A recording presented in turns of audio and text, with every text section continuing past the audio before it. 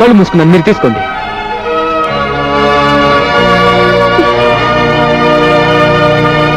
వసిన సద్దన్నంలో ఆవకాయ పత్త, ఎంత అందంగా ఉన్నావే.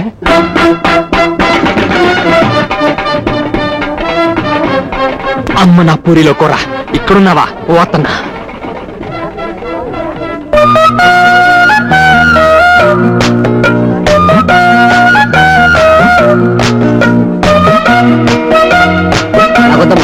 తినన్నయ్యా, అరిసే కదా. తిను బామర్ది, అరిసే కదా.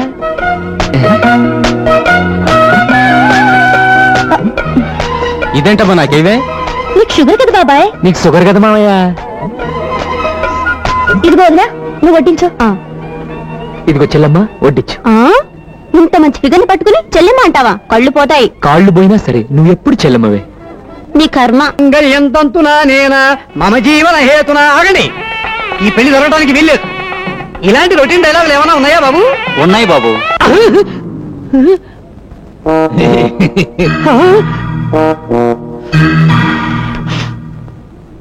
అదేంటి బావగారు, అనుకున్న ప్రకారం కట్నం సొమ్మంతా ఇచ్చేశానుగా. మనం కట్నం మాట్లాడుకున్నది బడ్జెట్ కు ముందు.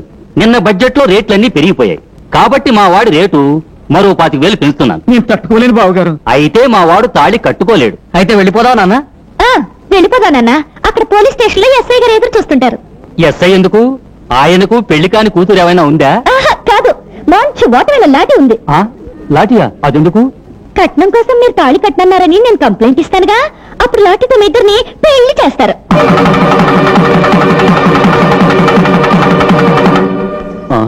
పెళ్లి అయిపోయింది కదా, ఇప్పుడు శోభన గదిలో పంపిస్తారు.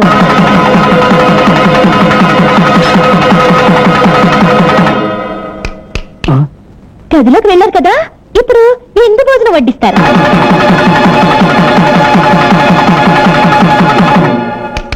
వడ్డించారు కదా, ఇప్పుడేమో మా వాడు తాళి కట్టేస్తాడు, నేను దీవించేస్తాను. పదరా, వెళ్ళి కట్టు. మాంగళ్యం తంతునా నేనా మమ జీవన హేతునా కంటే బద్నామి సుభగే. అమ్మా, నీ దయ వల్ల అమ్మాయి పెళ్లి జరిగింది, కానీ కాపురానికి వెళ్ళాక దాన్ని సుఖంగా ఉండనిస్తారా? మీరు భయపడకండి బాబాయ్ గారు. మగాడు తాళి కట్టేవరకే తల్లిదండ్రుల మాట వింటాడు. శోభనమైతే పెళ్ళాం చుట్టూ తిరుగుతాడు, దాని మాటే వింటాడు.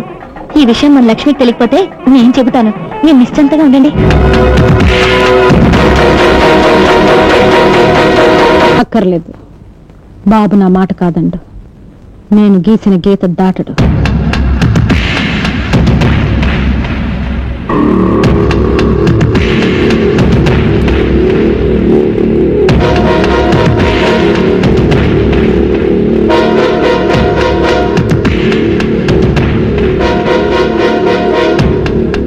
అమ్మా, నీ కోడలు.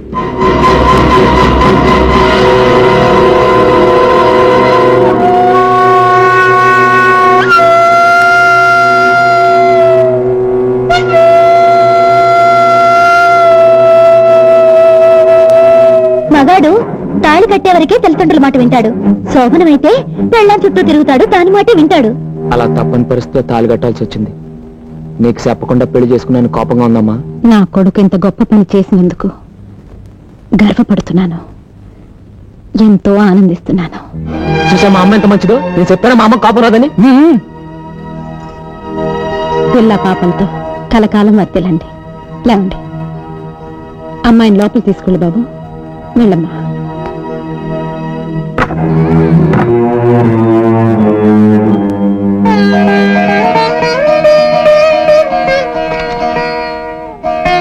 మా నాన్న తల్లి పిచ్చిలో పడి నన్ను మర్చిపోయావనుకున్నాను. గుర్తున్నానన్నమాట. కొంచెం లూజు. ఇదిగో, మేము పెళ్లి చేసుకున్నాం, కాస్త దీవించు.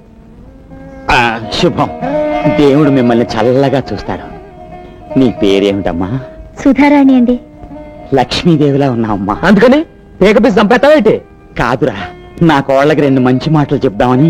అయితే పై పైన పట్టుకొని చెప్పు. నీ రాకతో ఈ ఇంటికి పట్టిన శని వదిలిపోవాలమ్మా. వదిలిపోతులే, నువ్వు వదిలే. నువ్వు ఉండరా. చూడమ్మా, ఈ ఇంట్లో నేను తప్ప మిగతా వాళ్ళంతా పిచ్చాళ్లే. అందరికన్నా పెద్ద పిచ్చాడు వీడు. ఇందుకే నిన్ను గదిలో పెట్టింది. నువ్వు పదా. సంతాన ప్రాప్తి. దీర్ఘ సుమంగళి భవ. ఏం చెప్పాలో ఎలా చెప్పాలో తెలియడం లేదు. మీ అబ్బాయి పెళ్లి మీ కళ్ళ ముందు జరగలేదని బాధపడుతున్నారు అత్తయ్య? జరిగిపోయిన పెళ్లి గురించి బాధపడ్డం లేదమ్మా, జరగబోయే శోభనం గురించే భయపడుతున్నాను. ఏమిటత్తయ్య మీరనేది? 27 ఏళ్ళు వచ్చినా దొరబాబుకి పెళ్ళెందుకు చేయలేదో తెలుసమ్మా. వాడి జాతకంలో దోషం ఉంది. 28 ఏళ్ల వరకు వాడు కాపురం చేయకూడదు. అలా చేస్తే ప్రాణగండం అని జ్యోతిష్కులు చెప్పారు. ఎంత కొడుకైనా వయసు వచ్చిన కురాడు కదా, ఈ విషయం వాడితో చెప్పలేకపోయాను.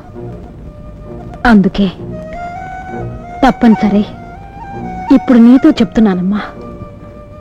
ఇంకా 1 సంవత్సరం వరకు నువ్వేం చేస్తావో, ఎలా ఆపుతావో వాడి ప్రాణాలు నీ చేతుల్లో ఉన్నాయమ్మా.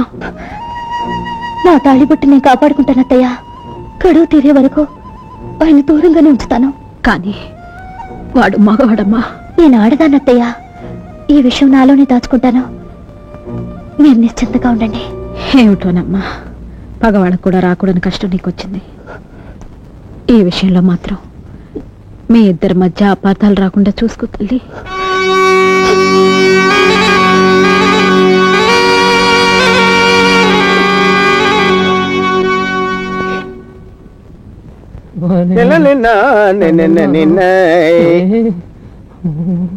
ఏంటబ్బా గారు డోలు వాయించేవాళ్ళగా చేతులు గడగడగడగడలాడించేస్తున్నారండి? అదే మొదటి రాత్రి కదా, మొదటిసారి లోపల ఏం చేయాలో ఏం మాట్లాడాలో తెలియక చాలా కొద్దిగా కంగారుగా ఉంది. ఏమన్నా అంటే అన్నా ఉంటారు కానండి.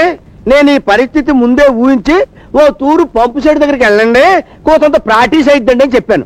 నా మాట విన్నారా? వెనకపోగా నేను శ్రీరామచంద్రుణ్ణి అని పోజిచ్చారు. ఇప్పుడు ఏమైందండి? వాళ్ళంతా చెమటట్టింది.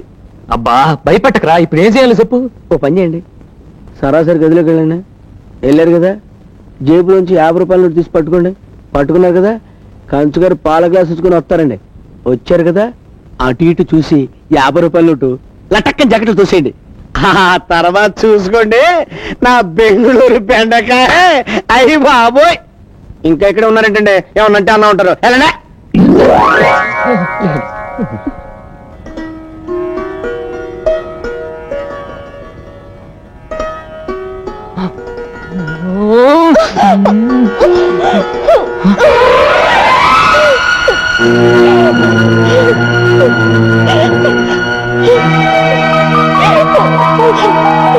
ముద్దు ముచ్చట తెలియని నీలాంటి పల్లెటూరు ముద్దుని ఎవతి చేసుకుంటుందో గాని చస్తే కాపురం చేయదు. అర్థమైంది. ఆ రోజు నా చేత తాళి కట్టించుకుంది నలుగురిలో అల్లరి పాలు కాకూడదని, మీ నాన్న పరువు పోకూడదనే గాని నన్ను ఇష్టపడి మాత్రం కాదు. చదువు సంధ్య లేని పల్లెటూరు బయటనేగా నేను నీకు మొగుడుగా పనికిరాంది. సస్తాన్ని నేడిస్తే జాలిపడి తాళి కట్టానే గాని ముట్టుకోవద్దని ఏడిస్తే ముట్టుకునేంత మూర్ఖుడిని కాను.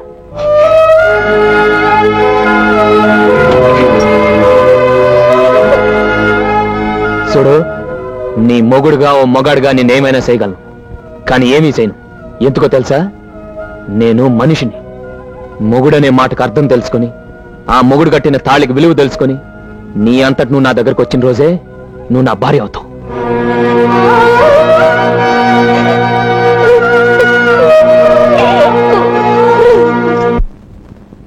గౌరీ, ఎవరికిది? పెద్దయ్య గారికమ్మా.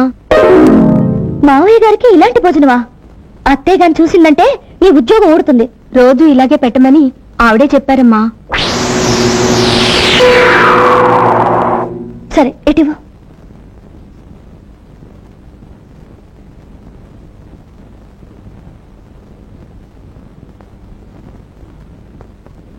భోంచేయండి మావయ్య. మామయ్య? అవును మావయ్య, నేను మీ కోడల్ని. కోడలు? నీకంటే నా పెళ్ళామే నయం.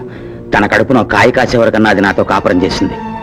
నువ్వు మొదటి రాత్రే మొగుడిని బయటికి పంపేశావు. అది ఆయన జాతక ప్రకారం 27 ఏళ్లు దాటేదాకా కాపురం చేయకూడదటగా. చేస్తే ఆయనకు ప్రాణగండవని. ప్రాణగంధమా? ఎవరు చెప్పారు? అత్తయ్య గారు.